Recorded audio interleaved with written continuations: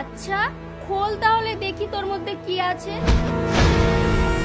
তোর সাহস কি করে হয় আমার গায়ের ওড়না খোলার?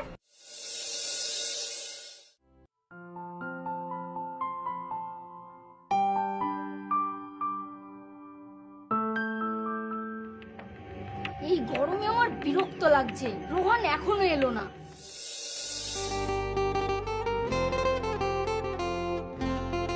সরি সোনা, সরি। তুমি রাগ করো না, আমার আসতে একটু লেট হয়ে গেল। শপিং মলে তুমি কখন যাবে আর কখন বাড়ি ফিরে আসবে?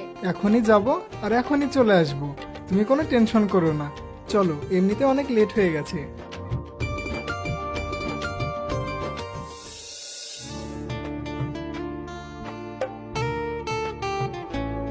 রোহন একটু দাঁড়াও না প্লিজ। চলো দুজন মিলে কুলফি খাই, খুব গরম লাগছে। ঠিক আছে, চলো।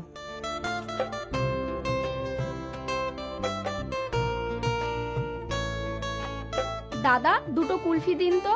দাদা আগে ওকে কেন দিচ্ছেন, আগে আমাকে দিন। আর তাছাড়া আমার মতো বড় লোকের মেয়ে আপনার দোকানে কুলফি খাচ্ছে, এটাই আপনার সৌভাগ্য। আমার তো খরিদ্দার, ও আগে এসেছে। আপনার এরকম দোকান আমি চাইলে সেকেন্ডের মধ্যে 10টা দিয়ে দিতে পারি। বড় লোক আছেন, আপনি আছেন, আমাকে কি বলতে এসেছেন? জানেন ম্যাডাম, অহংকার মানুষের বেশি দিন থাকে না, রূপের গৌরব বেশি দিন থাকে না।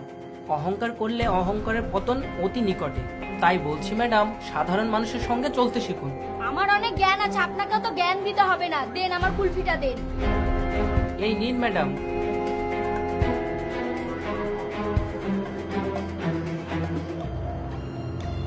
এই নিন স্যার। বিলটা দিয়ে দিলাম, হ্যাঁ, ফোন পেতে। হে আল্লাহ, এই অহংকারের পতন একদিন আপনি হবেন, এর বিচার করবেন আল্লাহ আপনি। আজ অনেক দিন বাদ দিয়ে শপিং করতে এলাম, তাই না বলো রোহান? হ্যাঁ রানী, আজ আমি তোমাকে অনেক ভালোভাবে শপিং করাবো। এক্সকিউজ মি, এখানে শপিং মলের রাস্তাটা কোন দিকে বলতে পারবেন? আচ্ছা, তোমাকে দেখে তো মনে হচ্ছে না তুমি শপিং মলের যোগ্য। রানী, তুমি এসব কি বলছো? ম্যাডাম, সোজা গিয়ে ডান দিকে শপিং মল পেয়ে যাবেন। রোহান তুমি কাকে ম্যাডাম বলছো? দেখে তো সুইপার বলে মনে হচ্ছে না। এক্সকিউজ মি, তুই কাকে কি বলছিস রে? তোকে কি বলবো রে, তুই তো একটা সুইপার। গ্রামের পোশাক পরে তো চলে এসেছিস, তোর শরম লাগে না?